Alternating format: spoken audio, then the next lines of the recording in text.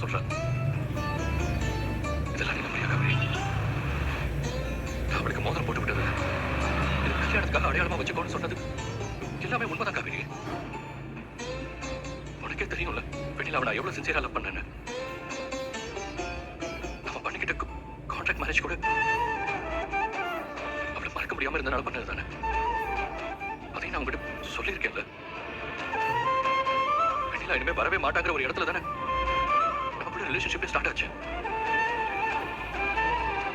இதுல நான் அவளுக்கு துரோகம் பண்ணிட்டேன்னு சொல்றதெல்லாம் எப்படி காவேரி?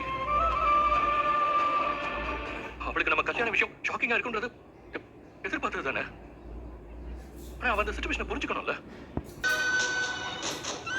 நம்ம கான்ட்ராக்ட் விஷயம் வெளியில அவளுக்கு தெரிஞ்சும் மீடியால சொல்லல. ஆனா இப்போ மீடியாவுக்கு தெரிஞ்சிருக்குன்னா கண்டிப்பா ராகினியும் பசுபதியோ தான் இதெல்லாம் பண்ணிருக்கணும். வெளியில ஒன்னும் அசிங்கப்படுத்த நினைக்கல. அவ என்னதான் டார்கெட் பண்ணி क्वेश्चन பண்றா. நீ ரிலாக்ஸ்டா இரு.